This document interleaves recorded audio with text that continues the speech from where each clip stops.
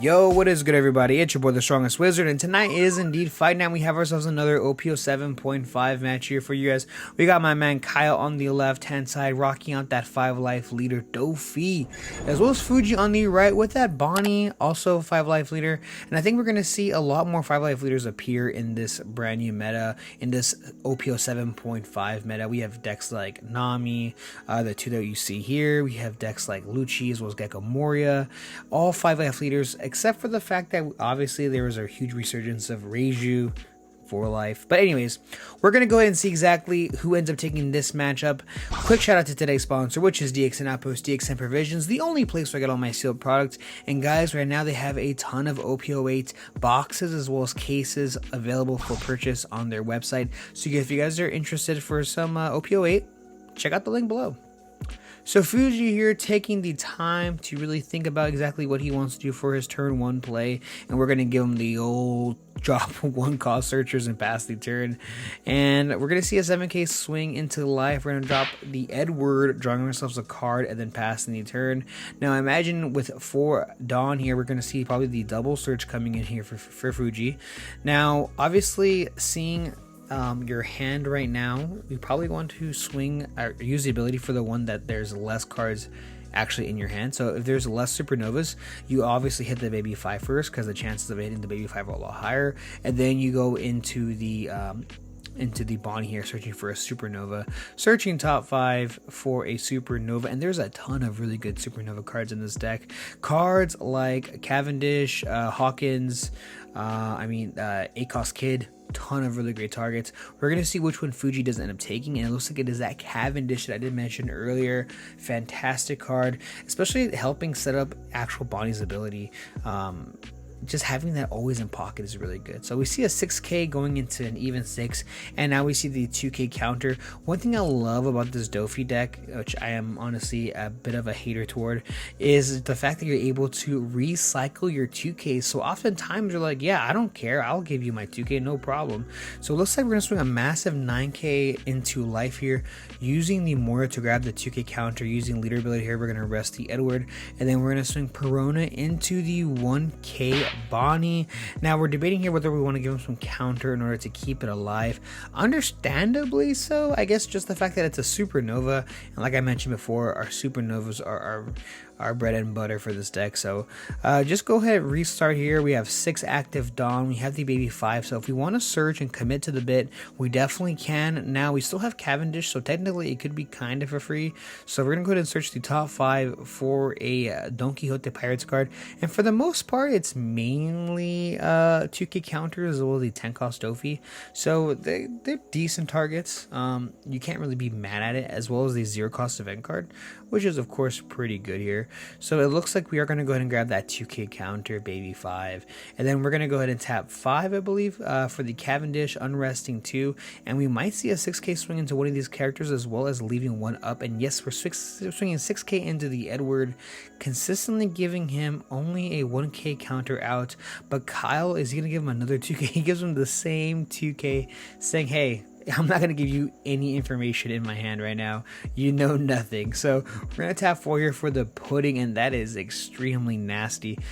Fuji was able to net 3 cards off of his searchers, and seeing that go back into the deck is extremely crucial, on top of the fact that he has 3 swings coming his way. Obviously we have the leader ability. We'll cut that down to 2 swings, but still 3 swings, man, that's a lot.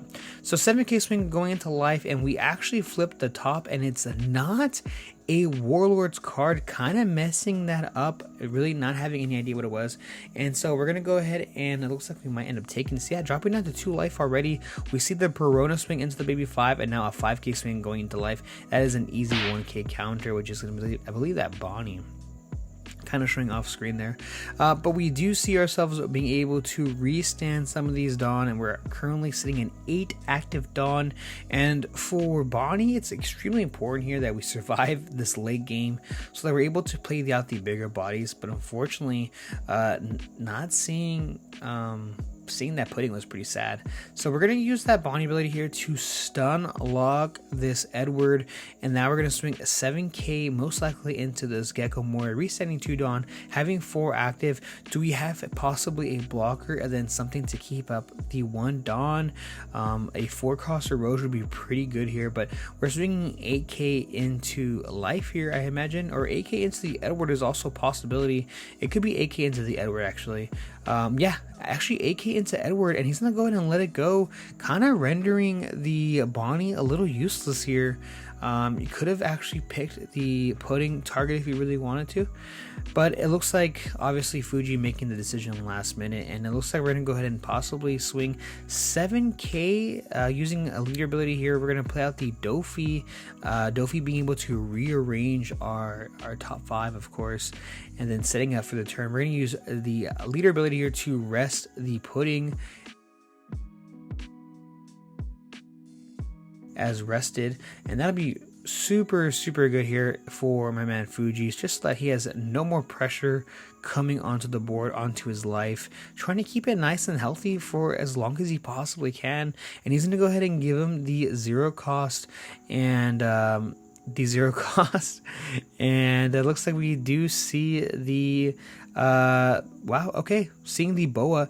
Fuji already preemptively putting his cards away, thinking that it was actually the 7 cost, being able to bottom deck both characters, but no, we're gonna go actually and stun one of them. I think he stunned the Cavendish. I think that's probably the smartest play here, but 5k going into that character, and then we see the 6 going into 4, and now we see the Zoro. This is the Equalizer, a card that a lot of people have issues with just because it's so devastating, but as I say it, we see the Gum Gum Red Rock, the immediate answer to that card, rendering it pretty useless here. We see an 8k going into 6, and we're gonna go ahead and rest the Boa. Obviously the Bonney does end up going down, and now with 10 active Dawn, Fuji really needs to make a decision here what he wants to do, and we're gonna drop another Zoro. We're swinging 6 into 6, resending 2. We're gonna go ahead and give him a 1k counter.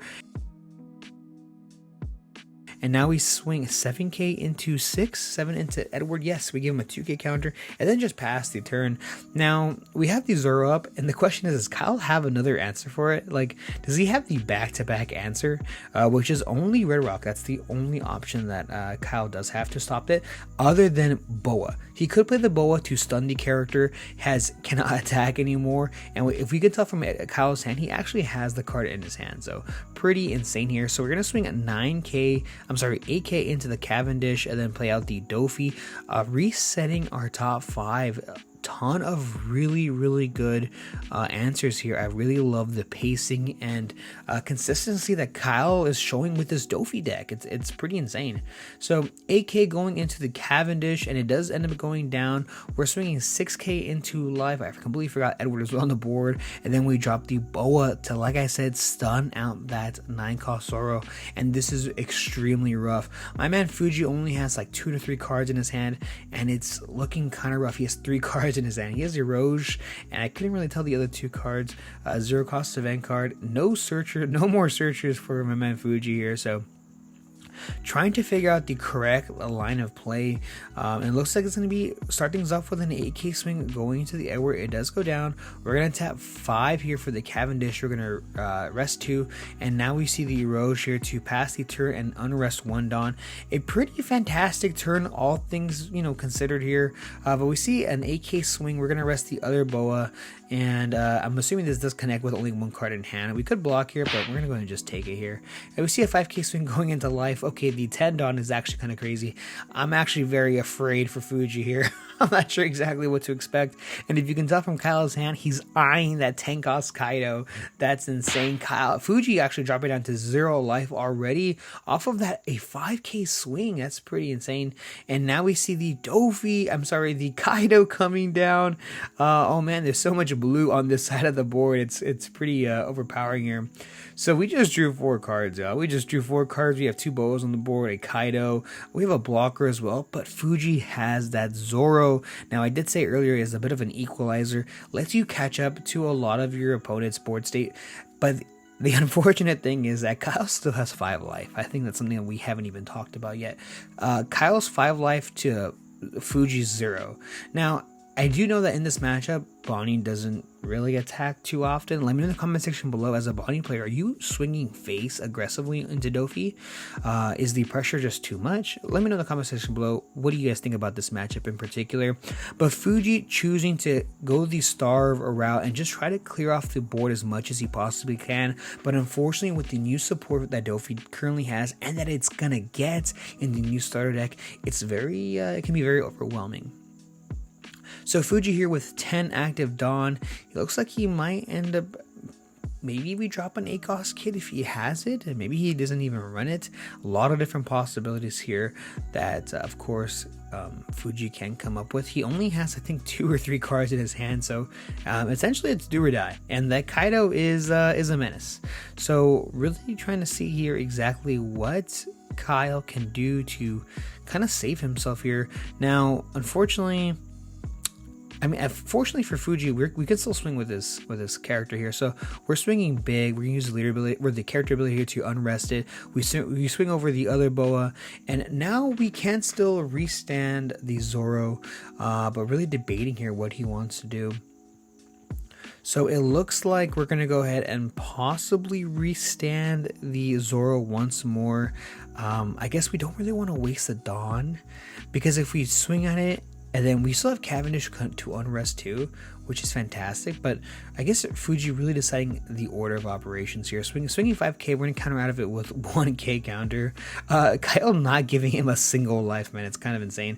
So 6k swing going to life, he gives him the 2k counter. And now we see tapping 6 here for a Basil Hawkins, and then unresting 1 Dawn. So Fuji passing with 2 active Dawn, no life, and 2 blockers.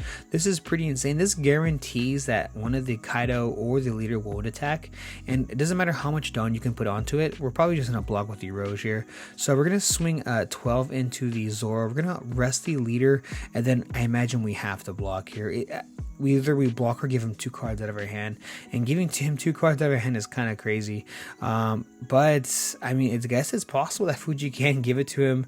But I think at this point he might be kind of bluffing a little bit. I mean, having an extra Dawn, I don't think that was intentional. I think he just probably did that by accident. So with 3 cards in hand, he definitely can counter out of it, but no, we're gonna go ahead and block it. I definitely agree with this decision. And now we're swinging big 7k into life. My man Kyle has no chill, does not care in the world here. Now we still have Perona we can actually swing with. We might see a spicy play coming like that, coming into play, and that actually be pretty entertaining, honestly.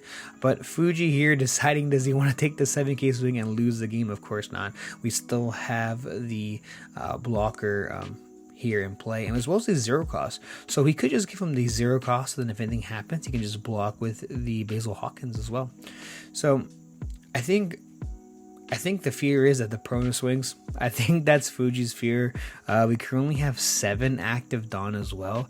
So 7 plus 2, I think Perona's a 2k. It could be a 9k swing, or it could be a 1k, it could be an 8k swing. I'm not too sure exactly how many counter he has, but we're going to give him the 0 cost out of fear for sure.